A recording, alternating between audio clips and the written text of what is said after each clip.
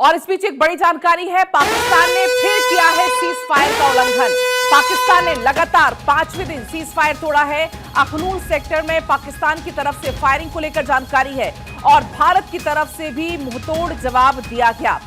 जब से पहलगाम में आतंकी हमला हुआ उसके बाद से लगातार पाकिस्तान की तरफ से बार बार ऐसी नापाक हरकतें हो रही हैं और ये जानकारी है कि 5वीं बार एक बार फिर पाकिस्तान ने सीज फायर का उल्लंघन किया है।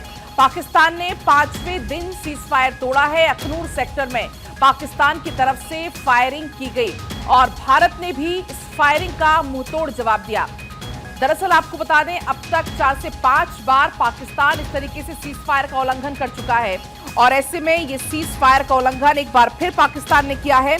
हालांकि भारत की तरफ से हर सीज फायर का जवाब दिया है, भारत ने मुंहतोड़ जवाब दिया और ऐसे में जानकारी यह है कि अगर 25 राउंड से ज्यादा फायरिंग होती है तो उसको सीज फायर का उल्लंघन माना जाता है। अब डीजीएमओ के अधिकारियों के बीच बातचीत की भी संभावना है क्योंकि अब तक 5 बार उल्लंघन कर चुका है पाकिस्तान सीज फायर का। भारत और पाकिस्तान के बीच में सीज फायर का पूरी तरीके से पालन करने के लिए दरअसल फरवरी 2021 में सहमति बनी थी, लेकिन ऐसे में अब देखिए पाकिस्तान बार बार इस तरीके से हरकतें कर रहा है। अब बड़ा सवाल यह भी है कि क्या आज दोनों देशों के director general of military operations यानी कि डीजीएमओ के अधिकारियों के बीच क्या इस हॉटलाइन पर बातचीत हो सकती है। इसी बीच हमारे साथ वकार जुड़ गए हैं ज्यादा जानकारी लेकर। वकार, बार बार पाकिस्तान सीज फायर का उल्लंघन कर रहा है और यह लगातार ऐसा 5वां दिन हुआ जब सीज फायर पाकिस्तान ने तोड़ा है।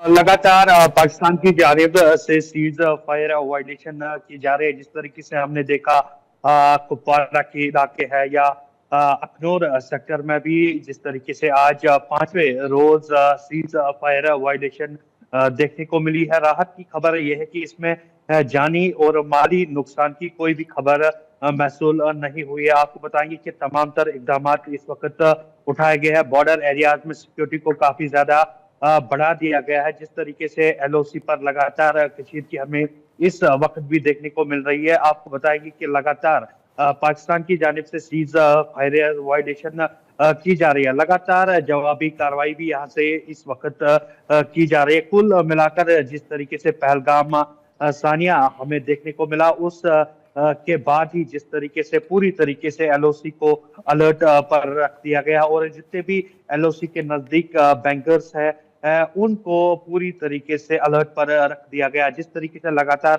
पाकिस्तान वायलेशन करता हुआ नजर आ रहा है और लगातार यहाँ की जो गवर्नमेंट है वो जवाबी कार्रवाई करने के लिए तैयार है। आपको बताएंगे कि इस वक्त की जो अहम खबर है, पहलगाम के जो जिप लाइन ऑपरेटर है उनको एनआईए ने हिरासत में लिया है। जिस तरीके से पहलगाम हमले का और एक नया वीडियो वायरल हुआ जिसमें एक टूरिस्ट जिप लाइन पर एडवेंचर कर रहा था, उसी दौरान जिस तरीके से गोलियों की आवाजें वहां पर सुनाई दे रही थी और अब एनआईए इस जिप लाइन ऑपरेटर से पूछताछ कर रही है और इस दौरान भी कई सारे अहम सुराग मिल सकते हैं। वही इस वक्त जम्मू कश्मीर की जो एक अहम खबर है, जितने भी बॉर्डर एरियाज है जम्मू कश्मीर के, वहां पर जितने भी सयाहती मकामात है उनको इस वक्त बंद कर दिया गया है। सिक्योरिटी को मजीद बढ़ा दिया जा रहा है ताकि सयाहों को किसी भी किस्म की जो परेशानी है वो देखने को ना मिले। जिसमें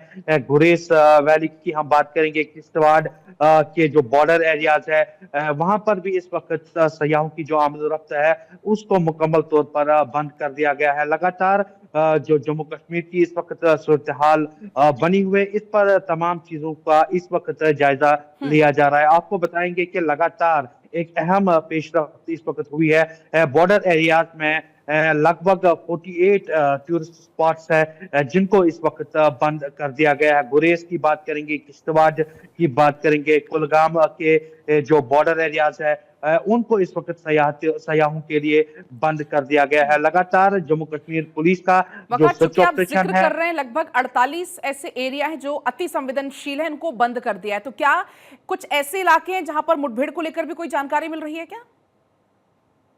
फिलहाल मुठभेड़ की कोई भी खबर नहीं है।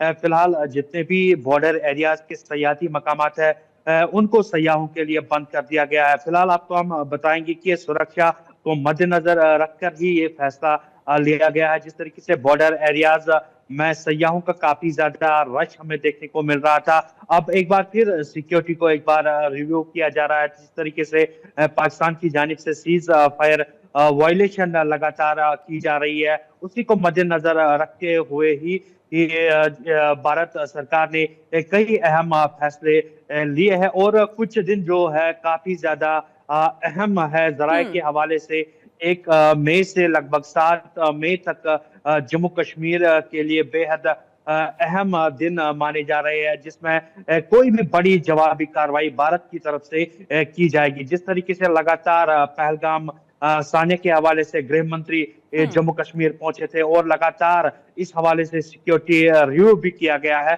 और जराये के हवाले से बताया जा रहा है कि 1 मई से 7 मई तक कोई बड़ी जवाबी कार्रवाई यहाँ और से यही वजह है वकार मिलेगी। की जो पाकिस्तान है उसमें अभी खौफ छाया हुआ। आपके पास हम लौटेंगे क्योंकि इसी बीच एक और ये बड़ी जानकारी मिल रही है। पहलगाम आतंकी हमले से जुड़ा हुआ ये बड़ा खुलासा हुआ है।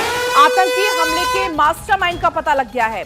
हाशिम मूसा जो कि पहलगाम हमले का मास्टरमाइंड बताया जा रहा है, जो कि पाक का पूर्व पैरा कमांडो है। हाशिम मूसा लश्कर के लिए ये काम करता है। सोर्सेस के हवाले से इसको लेकर ये जानकारी है। साथ ही आपको बता दें कि लश्कर ने मूसा को हमले की जिम्मेदारी दी थी और वकार चूंकि हमारे साथ लगातार बने हुए हैं। वकार, अभी हम जिक्र कर रहे थे कि जैसे जैसे जांच आगे बढ़ रही है कई सारे खुलासे हो रहे हैं और अब ये जानकारी सामने आई है, जो मास्टरमाइंड है वो हाशिम मूसा बताया जा रहा है।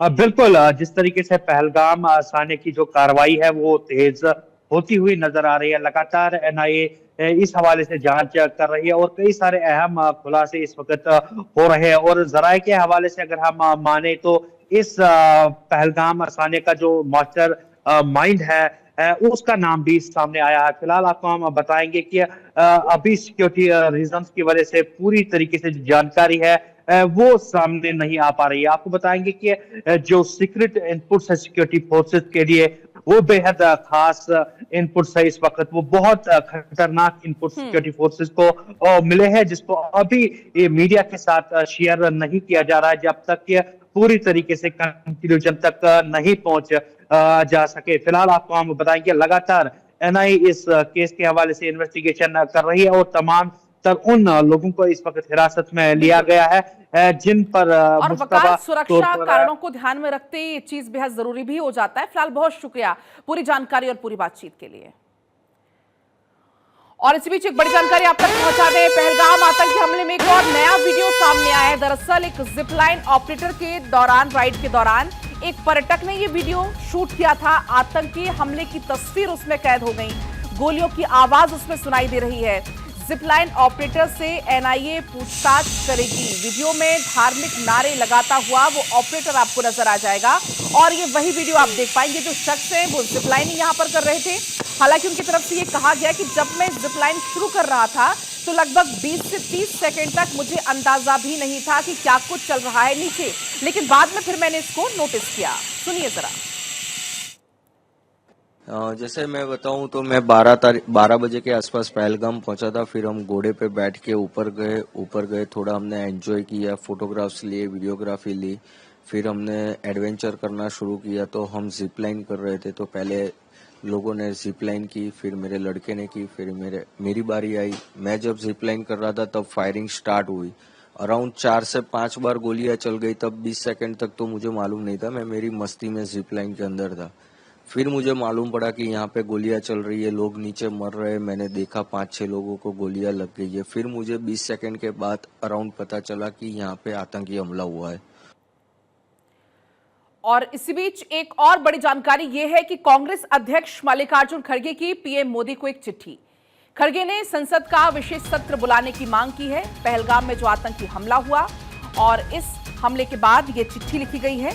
दरअसल कांग्रेस अध्यक्ष मल्लिकार्जुन खड़गे की तरफ से प्रधानमंत्री नरेंद्र मोदी को ये चिट्ठी लिखी गई है और इस चिट्ठी में जिक्र है विशेष सत्र बुलाने को लेकर, क्योंकि जिस तरीके से आतंकी हमला हुआ उसके बाद आपने देखा कि सर्वदलीय बैठक भी हुई और उस बैठक में इस बात का जिक्र किया गया कि हम सब राष्ट्र के एक साथ हैं और ऐसे में आपको बताएं कि प्रधानमंत्री नरेंद्र मोदी को एक चिट्ठी लिखी गई है और ये लेटर भी आपको हम दिखा रहे हैं, जो कि कांग्रेस अध्यक्ष मल्लिकार्जुन खड़गे की तरफ से प्रधानमंत्री नरेंद्र मोदी को ये चिट्ठी लिखी गई है।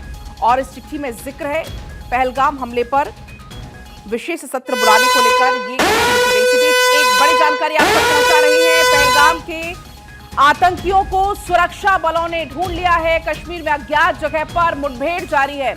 आपको बता दें, जहां पर मुठभेड़ है उसकी जानकारी भारत 24 नहीं देखा। सुरक्षा कारणों को ध्यान में रखते हुए वो जानकारी मीडिया आप तक नहीं पहुंचाएगा, लेकिन जानकारी ये है कि पहलगाम के आतंकियों को सुरक्षा बलों ने ढूंढ लिया है। कल जो जानकारी सामने आई थी उसमें यह थी जानकारी कि लोकेशन बहुत पास है, लगभग 20 किलोमीटर की दूरी सुरक्षा बलों और आतंकियों के बीच में बताई गई थी। और अब ये तस्वीरें जो आपको हम दिखा रहे हैं वो हालांकि पहले की तस्वीरें हैं, जहां लगातार सुरक्षा बलों की मुस्तैदी है। एनआईए की जांच तेज चल रही है। आपको बता दें कि पहलगाम के आतंकियों को सुरक्षा बलों ने ढूंढ निकाला है, क्योंकि ये पहले ही कह दिया गया था जिसने भी इस तरीके की हरकत को अंजाम दिया है वो छोड़ा नहीं जाएगा, बख्शेंगे नहीं उसको। और अब जानकारी है कि कश्मीर में अज्ञात जगह पर मुठभेड़ चल रही है, लेकिन कहां ये मुठभेड़ चल रही है इसकी जानकारी भारत 24 आपको नहीं देगा। सुरक्षा कारणों को ध्यान में रखते हुए उन स्थानों को हम आपको नहीं बताएंगे, लेकिन ये एक बड़ी जानकारी, क्योंकि कल ये जानकारी सामने आई थी कि जो आतंकी है उन्होंने सैटेलाइट फोन का इस्तेमाल किया था। एक और ये जानकारी सामने आई थी कि जहां पर आतंकी हैं और जहां पर सुरक्षा बल हैं वो दूरी बहुत कम थी, लोकेशन मात्र 20 किलोमीटर दूर बताई जा रही थी। और अब ये एक बड़ी जानकारी है, कश्मीर में अज्ञात स्थान पर मुठभेड़ फिलहाल चल रही है और जानकारी इसको लेकर यह है कि पहलगाम के आतंकियों को सुरक्षा बलों ने ढूंढ निकाला है। लगातार इस पूरे इलाके में बड़े स्तर पर घेराबंदी करके सर्च ऑपरेशन चलाया जा रहा है। कुल 50 ऐसे स्थान हैं जहां पर जो अति संवेदनशील हैं वहां पर सर्च ऑपरेशन चलाया जा रहा है। और अब ये एक बड़ी सफलता, सुरक्षा बलों को, पहलगाम के आतंकियों को सुरक्षा बलों ने ढूंढ निकाला है।